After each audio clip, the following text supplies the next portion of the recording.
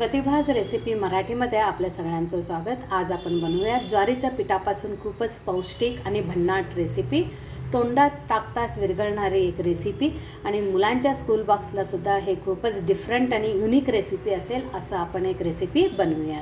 तर इथे मी 2 कप इतकं ज्वारीचं पीठ घेतलेलं आहे। प्युअर ज्वारीचं पीठ आपल्याला इथे घ्यायचं आहे आणि ज्वारीचं पीठ आपल्याला चाळूनच घ्यायचं आहे।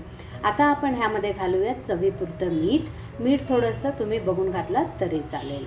आता आपल्याला हे चांगलं एकदा मिक्स करून घ्यायचं आहे। मिक्स करून झाल्यानंतर आपल्याला थोडं पाणी घालून इथं ज्वारीचं पीठ मळून घ्यायचं आहे। ज्वारीचं पीठ खूपच लूज आपल्याला ठेवायचं नाही, थोडंसं घट्टच ठेवायचं आहे। जसं आपण चपातीचं पीठ तिंबतो तसंच आपल्याला इथं ज्वारीचं पीठ तिंबायचं आहे। तर इथं तुम्ही बघू शकता थोडं पाणी घालून आपण इथं पीठ मळतोय। आता ह्यामध्ये ना ह्याला थोडंसं चिकटपणा कमी असल्यामुळे इथे 2 चमचा इतकं आपल्याला गव्हाचं पीठ घालायचं आहे। फक्त 2च चमचे, जो आपण उपीट खायला चमचा यूज करतो त्या चमच्याचा वापर करून इथं मी 2 चमचा गव्हाचं पीठ वापरलेलं आहे। गव्हाचं पीठसुद्धा आपल्याला चाळूनच घ्यायचं आहे। आधीच घालायला पाहिजे होतं पण ते विसरलं, म्हणून मी हे नंतर तिंबताना घातलेलं आहे। तुम्ही आधी स्टार्टिंगला सुद्धा घालू शकता। आणि गव्हाचं पीठ घातल्यानंतर सुद्धा थोडंच पाणी घालून आपल्याला हे चांगलं मळायचं आहे। इथं तुम्ही बघू शकता ज्वारीच्या पिठाला चिकटपणा कमी दिसतोय, त्यामुळं असं थोडं पाणी घालून आपण मळल्यानं त्याला थोडंसं चिकटपणा येतो। कारण जेणेकरून आपण जे शेवया बनवणार आहे ते चांगलं येईल, कुठे मध्ये तुटणार नाही। त्यासाठी आपल्याला इथं ह्या पद्धतीनं ज्वारीचं पीठ मळायचं आहे। जसं आपण भाकरी करताना ज्वारीचं पीठ मळतो तशाच प्रकारे आपल्याला इथं ज्वारीचं पीठ मळायचं आहे। हे बघा एवढं घट्ट आपल्याला ठेवायचं आहे। ह्याच्यावरती एक झाकण ठेवून एक 10 ते 15 मिनिटासाठी आपण हे बाजूला ठेवूयात, कारण हे 10 मिनिटं भिजलं तरी बस आहे। तर आता आपण हे बाजूला ठेवूयात, पुढं काय करायचं ते बघूयात। तर इथं मी एक मातीचं बांडली घेतलेली आहे, त्यामध्ये 2-3 चमचे इतकं आपल्याला लाकडी घाण्याचं तेल घालायचं आहे। आता तेल गरम झाल्यानंतर ह्यामध्ये आपण घालूयात थोडंसं मोहरी आणि थोडंसं जिरे आणि मोहरी तडतडल्यानंतर ह्यामध्ये आपण बारीक कट केलेलं असं काप करून घेतलेलं लसूण घालायचे आहेत। इथं मी 4 ते 5 लसणाच्या पाकळ्या घेतलेल्या आहेत। त्याचबरोबर इथं आपण फ्रेश कढीपत्तासुद्धा घालूयात। कढीपत्ता आणि लसूण आपण तेलामध्ये चांगलं परतून घेऊयात। तर असं केल्यानंतर ह्याचं चव डबल होतं।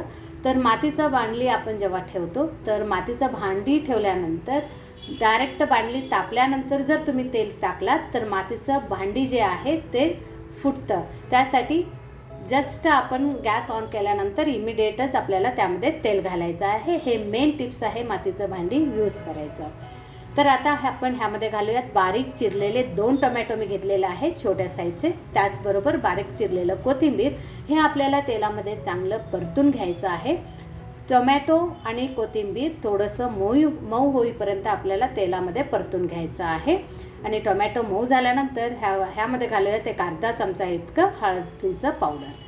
तर हळद घातल्यानंतर ते सुद्धा चांगलं परतून घेतलेलं आहे। आता आपण इथं घालूयात शिजवलेलं जे डाळ आहे ते आपल्याला ह्यामध्ये घालायचं आहे। इथं मी फक्त तुरीचं डाळ कुकरमध्ये एक 3 विजल काढून घेतलेलं आहे। एवढं सॉफ्ट आपल्याला इथं तुरीचं डाळ शिजवून घ्यायचं आहे कुकरमध्ये। त्यामध्ये काहीही घातलेलं नाही आहे, फक्त तूर डाळ आणि पाणी घालून इथं मी तुरीचं डाळ शिजवून घेतलेलं आहे। आणि शिजवलेलं जे तुरीचं डाळ आहे ते रवीनं कटून आपल्याला ह्यामध्ये घालायचं आहे। आणि एकदा हे चांगलं फिरवून झाल्यानंतर ह्याला उकळे आणायला आपल्याला ठेवायचं आहे। आणि त्याचबरोबर आता आपण घालूयात ह्यामध्ये चवीपुरतं मीठ। जितकं ह्या आमटीला पाहिजे तितकंच आपल्याला इथं मीठ घालायचं आहे। त्याचबरोबर थोडंसं धनिया पूड आपल्याला ह्यामध्ये घालायचं आहे। आणि कांदा लसूण मसालासुद्धा आपण घालूयात, ह्यानं खूपच भन्नाट चव येतं। आणि त्याचबरोबर थोडंसं लाल तिखट घालूयात। तिखट तुमच्या आवडीनुसार तुम्ही जास्ती कमी घालू शकता। तिखट मीठ घातल्यानंतर ह्याला चांगलं आपल्याला मिक्स करून घ्यायचं आहे। गॅसचं फ्लेम आपल्याला मीडियम फ्लेमवरतीच ठेवायचं आहे, जेणेकरून ह्याला चांगलं उकळी येईल। तर आता आपण हे 2 ते 3 मिनिटासाठी चांगलं उकळायला ठेवूयात। तोपर्यंत इथं आपण बनवूयात आता ज्वारीचं शेवया। तर बघा इथं 10 ते 15 मिनिट चांगलं आपलं हे पीठ भिजायला ठेवलं होतं ना, चांगलं भिजलेलं आहे। आता आपण हे चांगलं 1 मिनिटासाठी मळून घेऊयात। मळून झाल्यानंतर आपण ह्याचे असे सिलेंड्रिकल शेपमध्ये गोळा करून घेऊयात। तर आता एवढ्या ज्वारीच्या पिठामध्ये आपलं 3 गोळे रेडी होतात, इथं तुम्ही बघू शकता। आता आपण काय करायचं तर इथं ना जे आपण कुरडया या फिर शेवया बनवतो ना, तर ते साचा आपल्याला इथं घ्यायचा आहे। इथं बारीक साचाच आपल्याला वापरायचा आहे। तुम्ही पाहिजे तर थोडं मोठं बनवू शकता, पण मोठं बनवलं तर ते खाताना थोडंसं पीठ लागतं, त्यामुळं होईल तितकं बारीक आपल्याला इथं शेवचा साचा घ्यायचा आहे आणि असं कुरडयाचं जे मशीन आहे, मिक्सरचं जे मशीन आहे त्यामध्ये आपल्याला घालायचं आहे। आणि माझं हे जे कुरड्याचं साचा आहे ते थोडं मोठं असल्यामुळे इथं पीठ माझं जास्ती बसतं।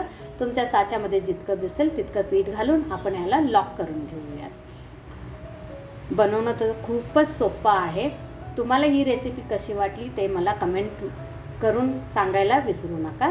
आता बघा इथं आपल्याला एक चाळणी घ्यायचं आहे। असे चाळण्या सगळ्यांच्या घरात असतात, जर नसेल तर इडलीचं जे पात्र आहे ते सुद्धा तुम्ही वापरू शकता।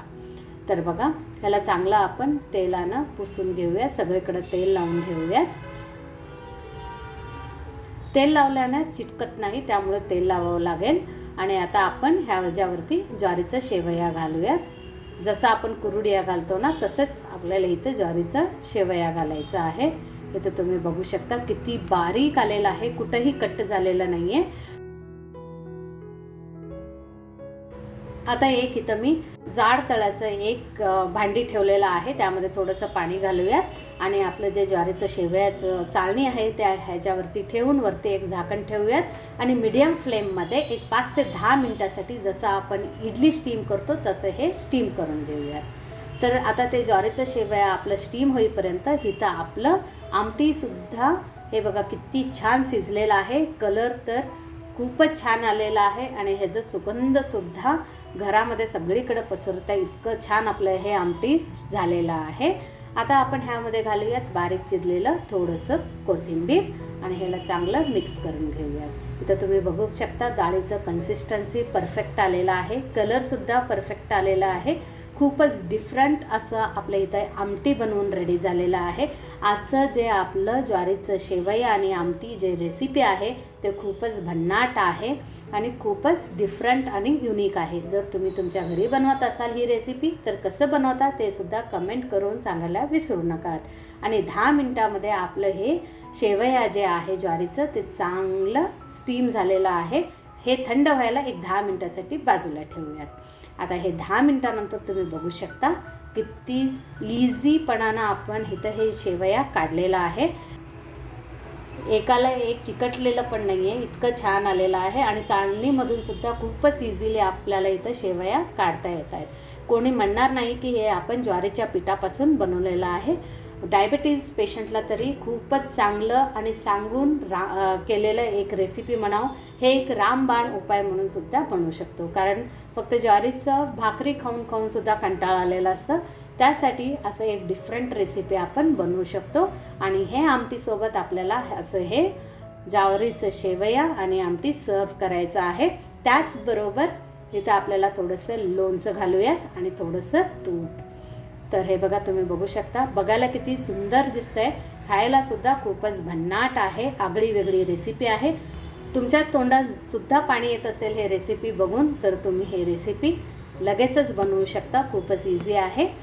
ही रेसिपी आवडल्यास चॅनलला लाईक, शेअर, सबस्क्राईब करायला विसरू नका। परत भेटूयात प्रतिभाज रेसिपी मराठीमध्ये। थँक्यू।